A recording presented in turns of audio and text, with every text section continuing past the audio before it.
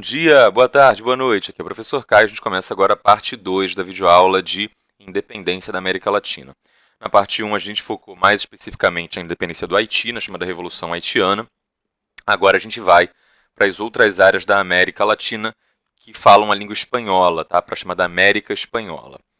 A primeira coisa que a gente precisa dizer é que a independência da América Espanhola foi muito diferente da independência do Haiti, porque as características da colonização foram muito diferentes, de forma geral. Tá? E mais do que isso, as várias regiões da América Espanhola foram diferentes umas das outras. Não teve um único fenômeno de independência que aconteceu igualzinho. Sabe? Não teve assim, esse foi o modelo. Aí aplicou esse mesmo modelo com todas as suas características imutáveis na Argentina, no Chile, no México, em Cuba, na Venezuela, na Bolívia, no Peru, na Colômbia, no Equador. Não, isso não aconteceu. Cada região tinha características próprias, tinha elites próprias, tinha dinâmicas sociais próprias, tinha as suas próprias populações nativas que eram diferentes umas das outras e que se relacionavam com a população de origem europeia de forma diferente também. Então, a independência da América Espanhola, a gente trata aqui no Brasil de forma genérica, ampla, num capítulo só. Né? O mais correto seria, se houvesse tempo, é claro, não há. A gente tem que dar mais ênfase, é claro, para a história do nosso país, para a história do Brasil. Mas se houvesse tempo suficiente, se houvesse tempo hábil, o ideal seria ter um capítulo só para a independência do México, outro só para a independência da Argentina, outro só para o Chile, outro só para o Uruguai, enfim. Então, as principais regiões sobre as quais a gente vai tratar agora vão ser México, América Central, Venezuela, Argentina e Uruguai aqui dentro da América do Sul e Cuba. Tá? Essas são as principais regiões. Então, tem o México ali, que é a América do Norte, tem a América Central, tem Cuba que está ali no Caribe e tem a América do Sul. A gente vai regionalizar mais ou menos dessa maneira. Tá? América do Norte, Central, do Sul e Caribe dentro ali das áreas que pertenciam à Espanha, obviamente. A independência do Brasil, que está dentro da América do Sul, a gente vai tratar num capítulo à parte. Tá? Brasil não entra aqui dentro da América Espanhola, porque o Brasil era a parte da América do Sul que pertencia a Portugal e não à Espanha. Mas, a princípio, dentro das áreas da América Espanhola, vai ser a América do Norte, que é o México. E sim, o México é a América do Norte, o México não é a América Central, tá? Para quem não sabe. A América Central, propriamente dita, que inclui ali Guatemala, El Salvador, Honduras, enfim, aquelas regiões ali. Depois a gente fala da América do Sul e, por último, ali de Cuba, do Caribe, né? Porque Cuba foi a última região do continente a deixar de ser colônia da Espanha, e aí tem uma dinâmica muito interessante ali de relação com os Estados Unidos. Os Estados Unidos eles ajudam, né, a independência cubana, então isso é uma coisa que já vai acontecer no final do século XIX, diferente das outras independências que acontecem no começo do século XIX. Então a gente vai deixar Cuba para o final do capítulo. Tem livros que nem sequer tratam no mesmo capítulo, né, deixam para tratar num capítulo mais à frente, ou como se fosse uma nota de pé de página dentro de um capítulo ali de imperialismo, mas eu acho interessante a gente já começar a pontuar e apontar aqui, porque Cuba tem um papel importante na política da América Latina no século XX, né? Então é importante entender quais são os antecedentes, as dinâmicas de independência que vão afetar essa ilha. Tá? Aqui a gente tem um mapa muito simplificado aí. Do lado direito você tem os países independentes com as suas respectivas datas de independência, do lado esquerdo você tem as antigas colônias espanholas. Então, primeiro como era, tá? E depois como ficou após a independência. Você vê que um fenômeno que é comum aqui, que vai acontecer em toda a América Espanhola, mas não acontecerá no Brasil. Olha que curioso, né? Esse fenômeno ele não acontece no Brasil, mas ele acontece na América Espanhola como um todo. É o fenômeno da fragmentação. Se em algum momento aparecer para você uma pergunta de prova de vestibular, de Pedro II, Cefet, FATEC, militar, seja lá o que for, né, pedindo para você dar uma diferença da independência da América Espanhola para a independência do Brasil, você pode já dizer com muita tranquilidade que na independência da América Espanhola, né, ela gerou a fragmentação, a divisão, a separação dos antigos territórios coloniais em vários novos países, enquanto no Brasil foi possível manter a unidade do território, ou seja, tudo que era colônia de Portugal virou uma coisa só, virou um país só, unificado, unido. Tá? E tem motivos de por que isso aconteceu, e isso talvez pudesse não ter acontecido. A gente, quando entrar em Brasil, fala sobre os riscos que a gente sofreu de não conseguir manter essa unidade territorial, né? E como isso foi conquistado ali na prática, no momento, mas basicamente é isso. Tá? Antes da gente entrar mesmo nas independências, vamos falar de forma ampla, geral, das causas que vão influenciar essas independências todas da América Espanhola. E antes de entrar nas causas propriamente ditas, né, essas causas elas estão muito relacionadas à própria dinâmica social da América Espanhola. Então vamos falar de como se organizavam as sociedades coloniais. Isso aqui é uma versão simplificada da pirâmide social. Eu estou colocando uma mega pirâmide social genérica que dá conta de entender do México até a Argentina e o Chile, tá? Mas cada região tinha especificidades, variações.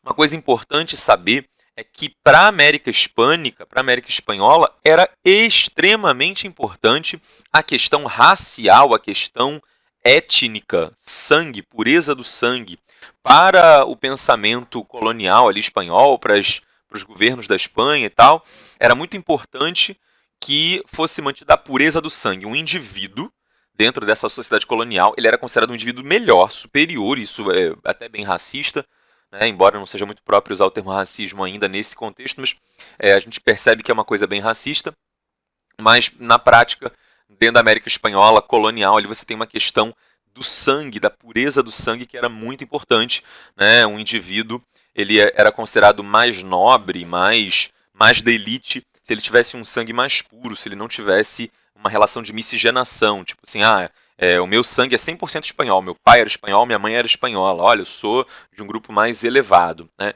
Se, no entanto, eu fosse de pai espanhol, mas de mãe indígena, isso já me colocava numa condição social inferior. Tá? Então, o grupo mais elevado de todos eram chamados chapetones, e a expressão chapetones era uma expressão pejorativa na época. Tá?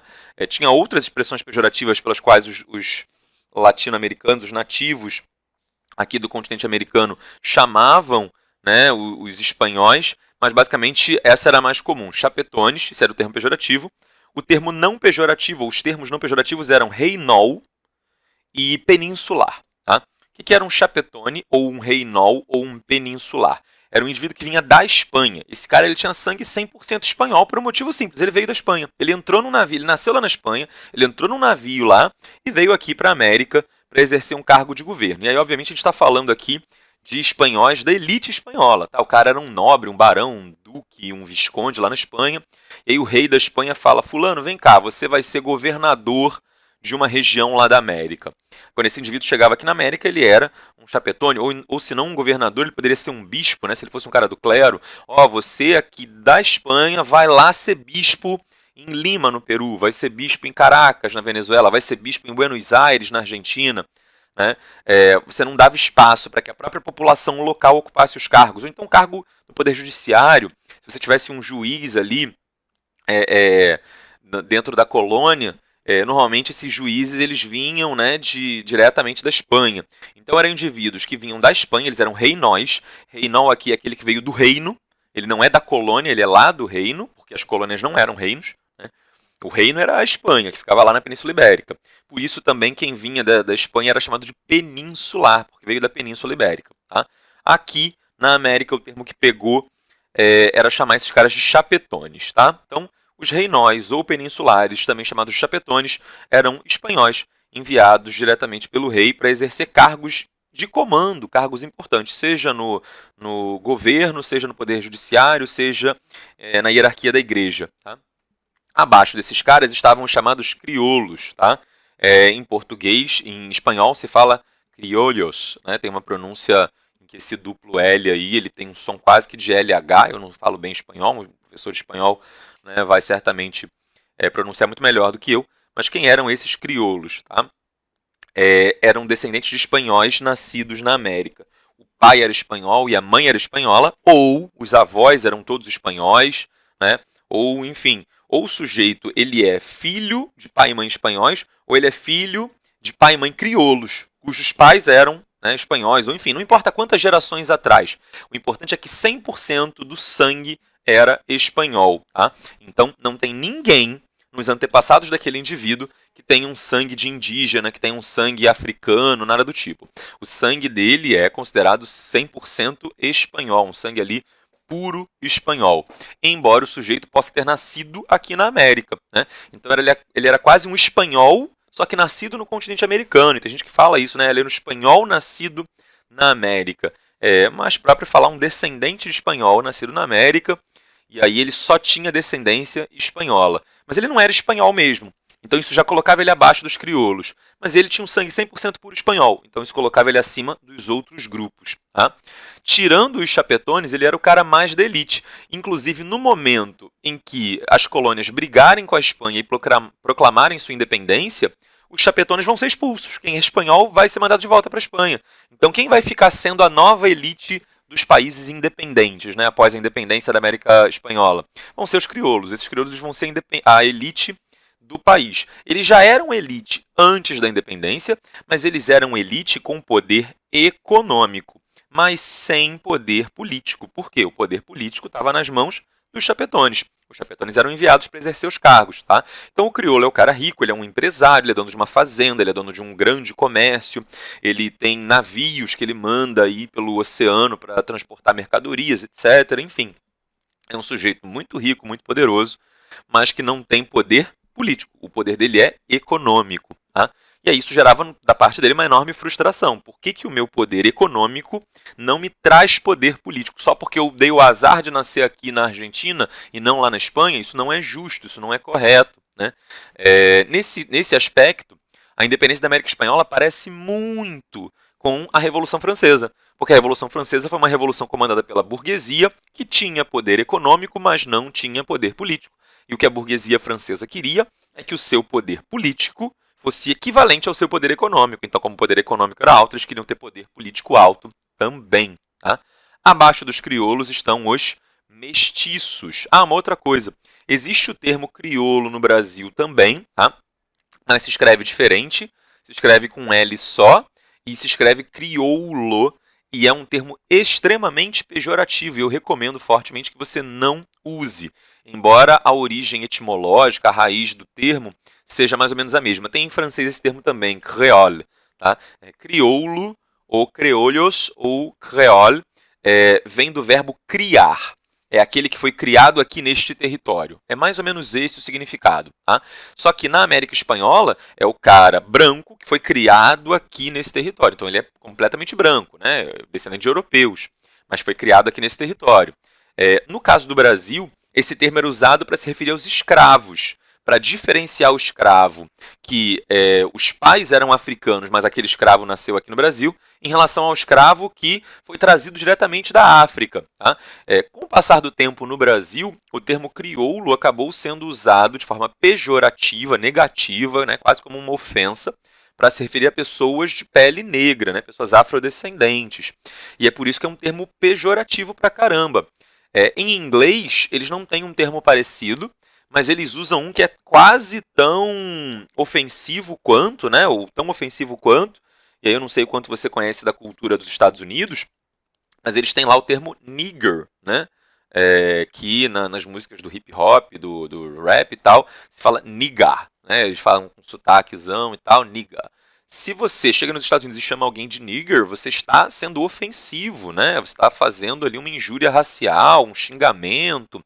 Não é uma coisa bacana de se falar. No Brasil é a mesma coisa com o termo crioulo, né? Não se usa mais. Eu, pelo menos, não escuto mais isso sendo falado de forma cotidiana há mais de 20, 25 anos. Embora uns 20 anos atrás existisse gente que contava piada, né? Achando isso engraçado e tal. Você às vezes vai no YouTube ver vídeos de comediante lá dos anos 70, 80.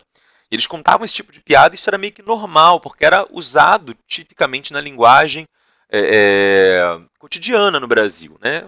Felizmente, graças a Deus, a gente está superando aí esses preconceitos linguísticos e já não se fala mais. Né? Então, se você ouvir isso no Brasil, não é muito bacana de usar. Existe um cantor no Brasil que é afrodescendente, né, que é negro, e que usou este termo como nome artístico, como apelido. Tem um cantor no Brasil chamado Criolo. Tá?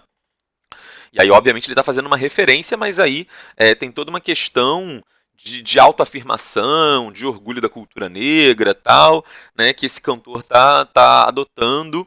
Quando ele adota essa nomenclatura, ele está meio que tentando reverter ou mudar o significado do termo, tirando a carga preconceituosa, mas isso não dá salvo-conduto, isso não libera a gente para usar o termo crioulo por aí para se referir a uma pessoa negra, porque tem um cantor que é negro e ele decidiu usar esse termo, então todo mundo agora pode usar. Não faça isso, por favor. Tá? Abaixo dos crioulos da América Espanhola, que eram brancos, tá? Na América Espanhola esses caras eram todos brancos, no Brasil esse termo não era usado normalmente para falar da população branca. Tá? Na América Espanhola, abaixo, né, como terceiro grupo, você tem os mestiços. O que eram os mestiços? Eram sujeitos livres e pobres, tá? Mas eles normalmente não tinham sangue 100% espanhol, então eles não tinham as mesmas vantagens, né, os mesmos privilégios. Privilégios? Ah, você tem privilégios? Eu tive privilégios por quê? Meu pai é sim espanhol. Eles eram indivíduos ali, eles eram indivíduos ali que estavam no meio do caminho, né, entre a elite e os miseráveis extremos. Eram indivíduos pobres, mas não eram mortos de fome. Era o cara que, por exemplo, trabalhava como capataz da fazenda, né? Quer dizer, o auxiliar ali do fazendeiro, esse é o capataz. Ou então trabalhava como pequeno comerciante, o padeiro ali da esquina, não é o grande comerciante que transporta um navio de carga. É um cara que vende ali o pãozinho que ele mesmo produz, né?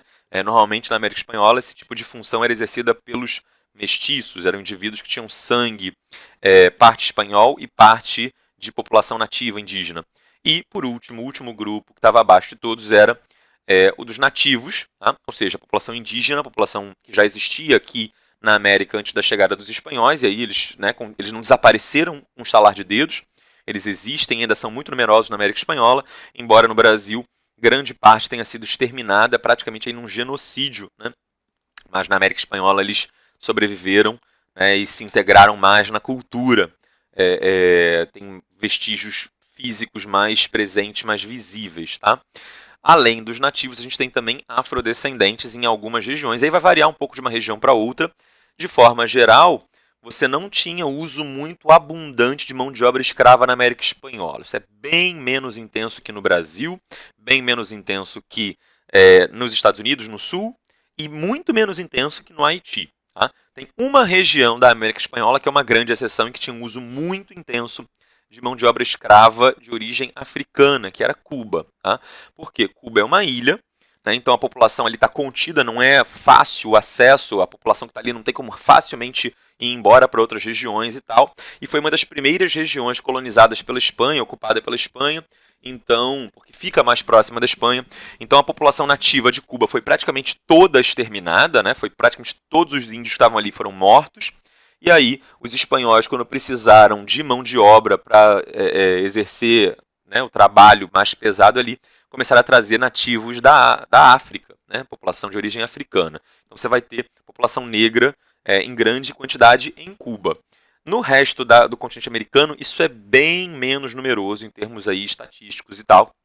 Normalmente quem exerceu as funções de trabalho mais pesadas que no Brasil foram feitas pelos escravos, na América Espanhola, em geral, foram feitos pelos indígenas. Tá? Você teve ali a mão de obra compulsória adotada nas colônias espanholas. Né? Quem já viu ali o início da colonização espanhola deve saber que se usava a mão de obra da mita e da encomienda. Mita e encomienda eram formas de trabalho compulsório, entre aspas, semelhante à escravidão, semelhante no sentido de que era um trabalho não remunerado, só que, no caso da América Espanhola, isso era exercido pela população nativa, não por afrodescendentes. Tá? Então, esses são os grupos aqui. Tá? De forma geral, na América Espanhola, você vai ter predomínio de nativos como grupo inferior. Afrodescendente é mais excepcional, a não ser em Cuba, em que essa relação se inverte, em que os afrodescendentes são maioria e praticamente não tem população nativa em Cuba. E aí vamos falar das causas externas que vão motivar os processos de independência. O antigo regime, eu não vou falar de novo o que é antigo regime, se você precisar lembrar disso, volta nas 2 primeiras videoaulas de Revolução Francesa, lá eu explico muito detalhadamente o que é antigo regime.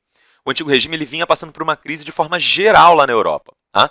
Por causa das revoluções burguesas, e não só na Europa, né? A gente tem revolução burguesa também na América do Norte, na independência dos Estados Unidos. A gente tem lá a independência, as revoluções inglesas do século XVII e a Revolução Francesa, que é a Revolução Burguesa mais famosa.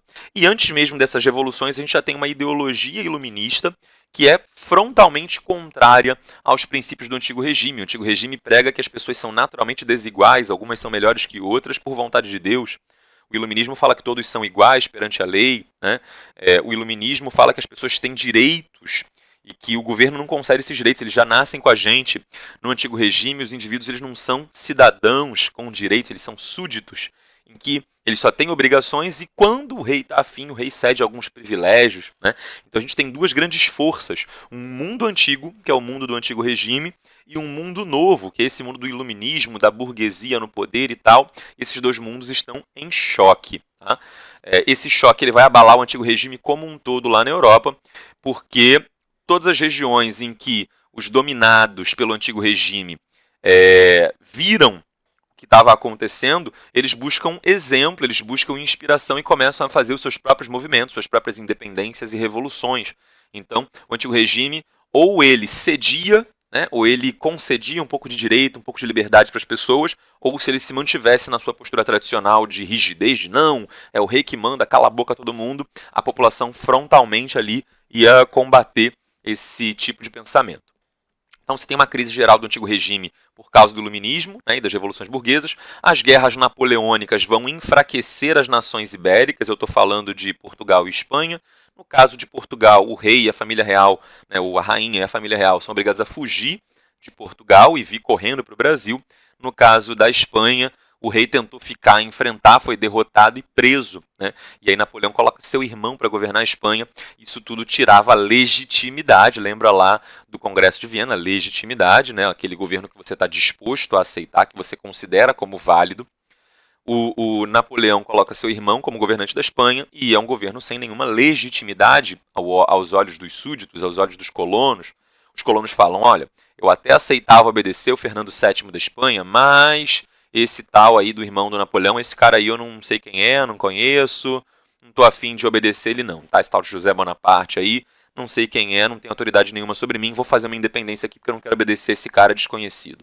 Então, as guerras napoleônicas, elas enfraquecem Portugal e Espanha e a colocação ali de pessoas de confiança de Napoleão tirava muito da legitimidade que Portugal e Espanha tinham de dominar as suas colônias.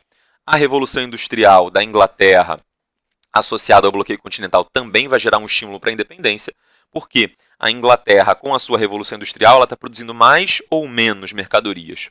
Muito mais. Se a Inglaterra produz mais, ela precisa vender mais. Só que agora houve o bloqueio continental lá na Europa durante o governo do Napoleão. Isso significava que a Inglaterra não podia mais vender os seus produtos dentro da Europa. Você acha que a Inglaterra vai simplesmente parar de vender e morrer de fome, né? Ter prejuízo? Não. A Inglaterra ela não pode mais vender para a Europa, então tá bom. O que ela vai fazer? Ela vai vender diretamente lá na América.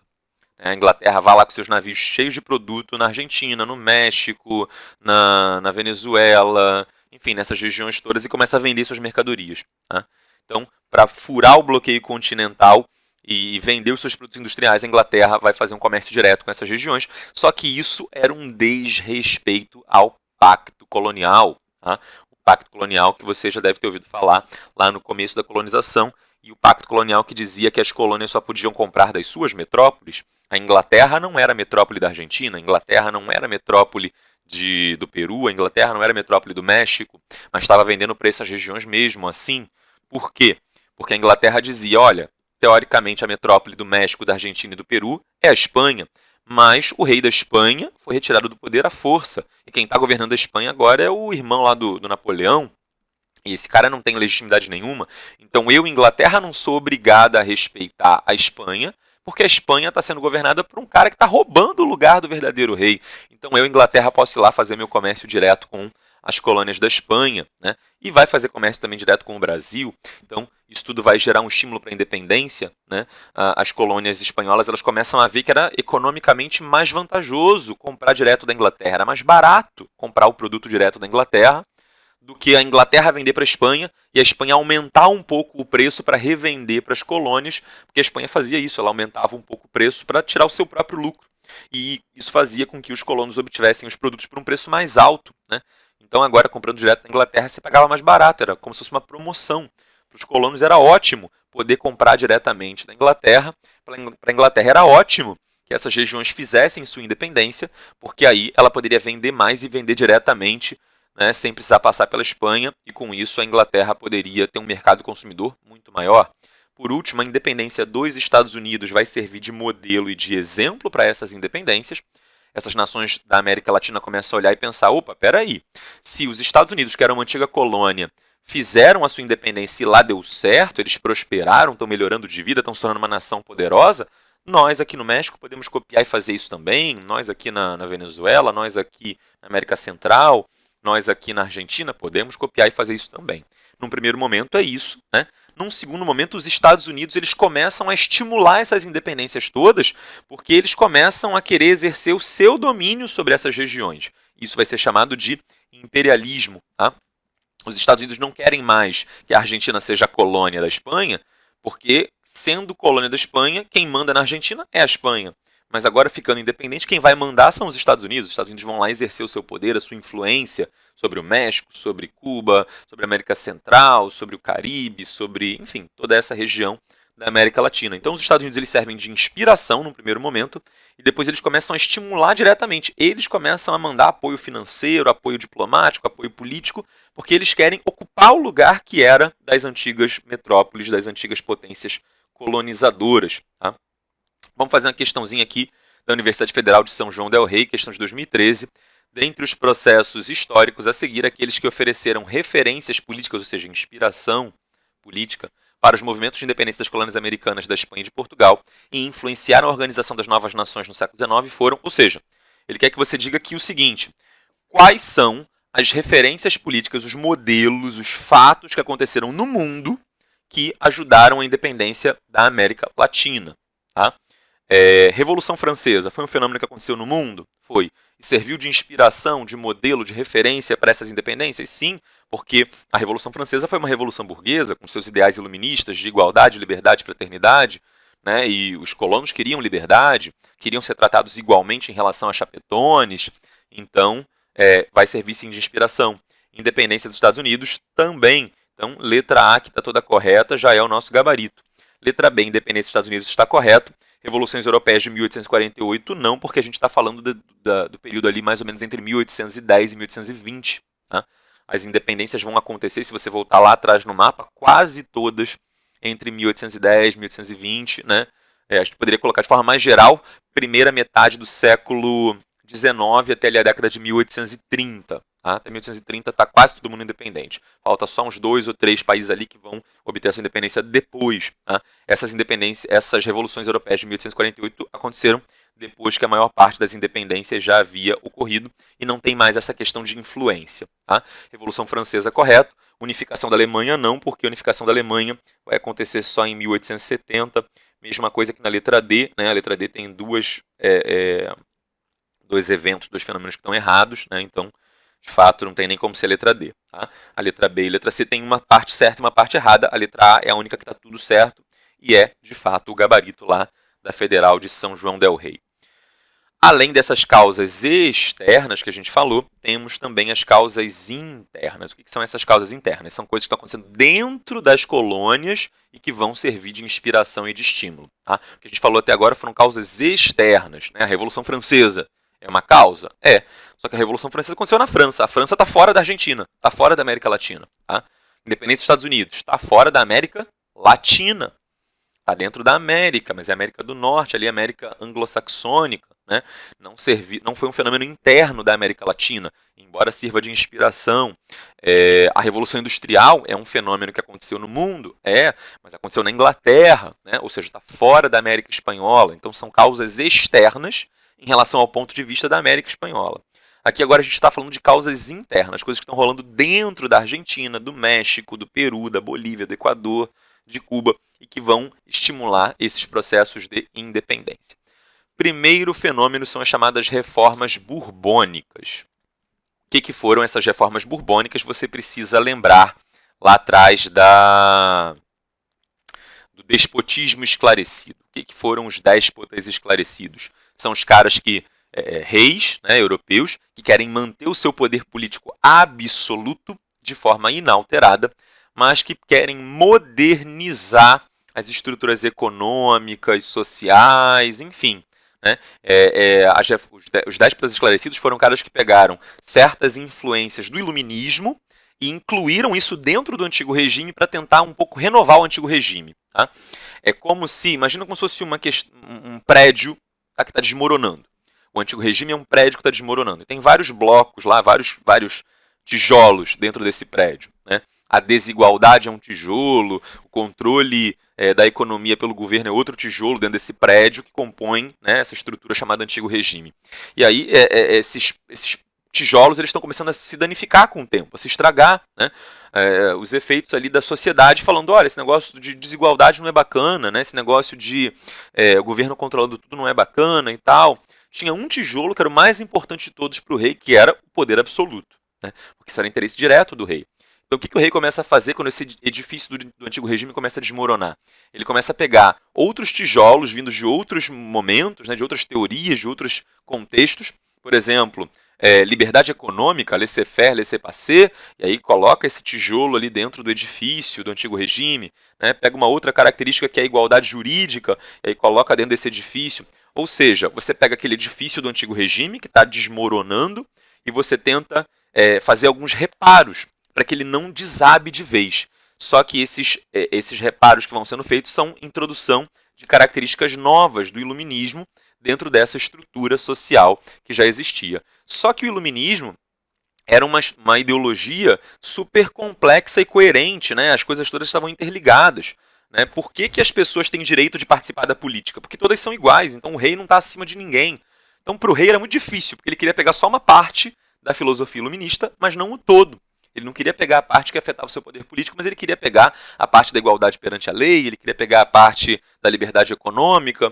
E aí, com isso, o rei acabava colocando dentro do antigo regime as sementes que vão fazer com que o antigo regime acabe colapsando. Né? No final das contas, o despotismo esclarecido é a tentativa dos monarcas de antigo regime, os monarcas absolutos, de criar uma maior racionalidade.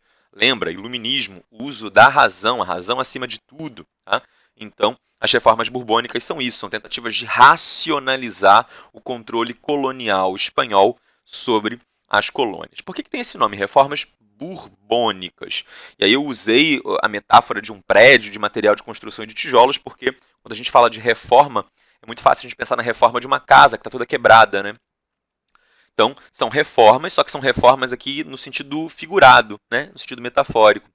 E borbônicas porque os reis que governavam lá a Espanha, a família real que governava a Espanha era a família Bourbon. Tá? Então eles tinham uma ligação com a família que governava a França também, que era a família Bourbon.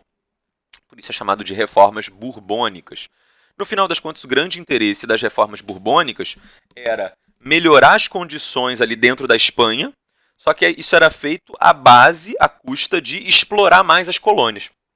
Então, a reforma borbônica era um despotismo esclarecido, uma tentativazinha bem leve de despotismo esclarecido ali na Espanha, tá? Para melhorar um pouco a situação na Espanha, para não ter revolta na Espanha. Só que, para fazer isso, foi necessário aumentar a exploração sobre as colônias para trazer mais riqueza, para poder financiar essas melhorias. Né? Você está fazendo melhorias lá na Espanha, desenvolvendo coisas na Espanha, precisa de dinheiro. Então, vamos fazer o quê? Vamos pegar as colônias e sugar cada tostão, cada moeda que tem lá na colônia, para a gente usar esse dinheiro aqui na Espanha e melhorar a situação da Espanha. Isso vai deixar os colonos, né, os crioulos, muito insatisfeitos. Os crioulos eles vão se sentir ainda mais inferiorizados em relação aos chapetones. Né? Eles não vão obter os mesmos direitos, os mesmos privilégios, e vão ser cada vez mais tributados, vão ter que pagar cada vez mais impostos. E esse dinheiro desses impostos não era usado para o benefício deles, crioulos, era usado lá na Espanha para o benefício da elite espanhola. Então, as reformas borbônicas vão gerar uma enorme insatisfação dentro das colônias. Além disso, o exclusivo comercial era considerado uma forma de atraso econômico das colônias. Vamos falar rapidinho disso aqui com uma tela em branco, tá? Que não está em branco. Enfim, e vamos tentar desenhar para ver se a gente entende. Tá? Vamos lá. Como é que funcionava o comércio dentro do antigo regime das colônias com o resto do mundo? Tá? Uma colônia qualquer que você possa imaginar aí, pode imaginar Argentina, Peru, Chile, o que você quiser. Tá? Quando ela queria comprar um produto em inglês, O que ela tinha que fazer, na verdade, é o que acontecia com a mercadoria, que essa mercadoria ela saía da Inglaterra e ia para a Espanha, tá? E depois ela era revendida da Espanha para a colônia. Suponha que os ingleses vendiam essa mercadoria para a Espanha por 5. 5 o que? Você vai me perguntar. 5 reais, dólares, pesos, libras, tanto faz. Tá? 5 unidades monetárias, 5 dinheiros. Tá? E aí a Espanha, que não era boba nem nada, ela não ia revender por 5 para a colônia, porque senão ela não ia lucrar nada. Então o que a Espanha fazia? Ela revendia por 10. E ao revender por 10, o que acontecia? A Inglaterra só ganhou 5. A colônia gastou 10 pelo mesmo produto. Quem ficou com a diferença no meio do caminho? A metrópole, a Espanha. Isso vale no caso da Espanha com as suas colônias, mas também valia no caso da França com as suas colônias, no caso de Portugal com as suas colônias e assim por diante. Tá? No período aqui da invasão de Napoleão à Espanha, a Inglaterra ela começa a vender diretamente o seu produto para as colônias por 7,50.